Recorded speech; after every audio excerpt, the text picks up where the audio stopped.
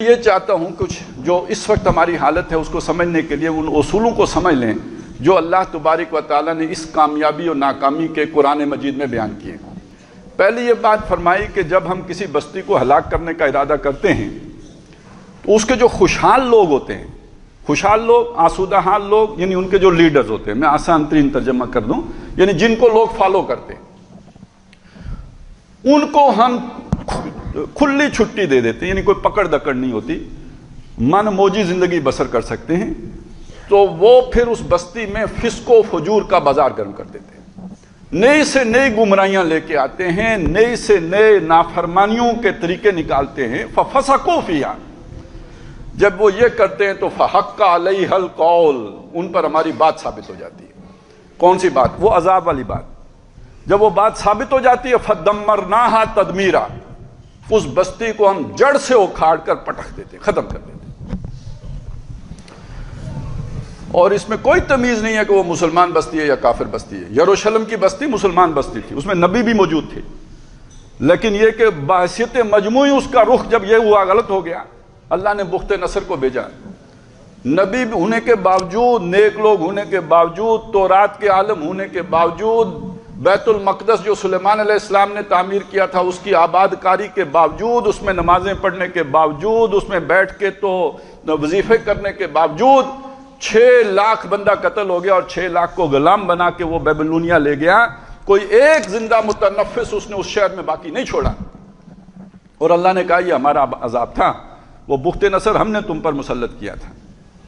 عباد لنا اولی باس شدید فجاسوا خلال الدیار وکان وعدا مفعولا، ہم نے یہ بندے تم پر مسلط، ہمارے بندے تھے مشرک، لیکن تمہاری درگت بنانے کے لیے ہم نے بھیجے تھے، تمہارے شہروں کی گلیوں میں گھس گئے اور ہر شے انہوں نے تہ و بالا کر کے رکھی۔ یہ کوئی کافروں کی بستی نہیں تھی، اس میں نبی موجود تھے، لیکن مجموعی رنگ جب غلط ہو گیا، اجتماعی رنگ جب غلط ہو گیا، تو اللہ تعالیٰ نے اس طرح کا جھاڑو پھیرا پھر وہاں پر۔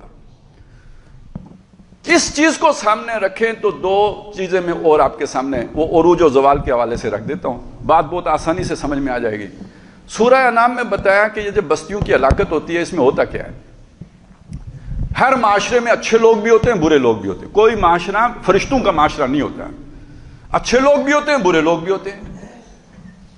تو جب اللہ تعالیٰ کسی بستی کو ہلاک کرنے کا، یعنی اس کا کوئی جرم ایسا ہے جو ہم نہیں جانتے، اللہ جانتا ہے، اس جرم کی وجہ سے پھر اللہ اس کی ہلاکت کا جب فیصلہ کر لیتا ہے تو اس بستی کے جو مجرم لوگ ہیں ان کو بڑا بنا دیتا ہے۔ وَكَذَلِكَ جَعَلْنَا فِي كُلِّ قَرْيَةٍ أَكَابِرَ مُجْرِمِيهَا، اسی طرح ہم اس بستی کے بڑے بنا دیتے ہیں ان لوگوں کو جو ان کے مجرم ہوتے ہیں، بدکار، بدعمال، برے، فاسق، فجار، ان کو بڑا لیڈر بنا دیتے ہیں۔ جب وہ لیڈر بنتے ہیں تو ظاہر عوام تو الناس علی دین ملوکہم، لوگ تو ان کے طریقوں پر ہوتے ہیں۔ وہ اگر جھوٹ بولیں گے تو انہیں دیکھ کے لوگ سمجھیں گے جھوٹ بولنا کوئی بڑے کام، بادشاہ جھوٹ بولتے ہیں تو جھوٹ بولنا ہی تو سمجھداری کی بات ہے، سیانا آدمی تو جھوٹ بولتا ہے نا، سب سے بڑا سیانا بادشاہ۔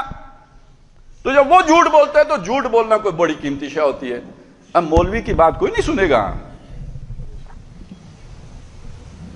کیونکہ اتنا بڑا کامیاب آدمی جھوٹ بول رہا ہے تو جھوٹ بولنے ہی میں عظمت ہے۔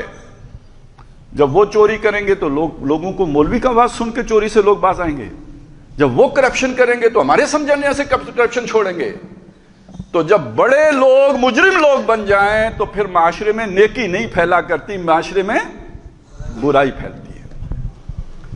جب یہ کام شروع ہو جائے تو اہل نظر سمجھ جاتے ہیں یہ معاشرہ نہیں بچ سکتا۔ یعنی جیسے آپ کی نبض 200 پہ چلی جائے، بلڈ پریشر 200 کراس کر جائے تو اب ڈاکٹر صاحب کیا کہیں گے آپ کو؟ تو اسی طرح معاشرے کے بھی کچھ علامات ہیں جن کو اہل نظر، معاشرے کے ڈاکٹر جانتے ہوتے ہیں، جن کی رہنمائی قرآن نے کی ہو کہ جس معاشرے میں مجرم لوگ بڑے لوگ بن جائیں اب وہ معاشرہ اس کی کوئی بچت نہیں ہوتی۔ تو ہمارے معاشرے میں ایک عرصے سے ہم دیکھ رہے ہیں کہ جو سب سے بڑا جھوٹا ہے وہ سب سے بڑا عہدیدار ہے، جو سب سے بڑا خائن ہے وہ سب سے بڑا عہدیدار ہے، جو سب سے بڑا فراڈیا ہے وہ سب سے بڑا عہدیدار ہے۔ تو یہ سارا کچھ دیکھ کے کوئی تصویر ذہن میں جو بنتی تھی وہ بڑی مایوس کن بنتی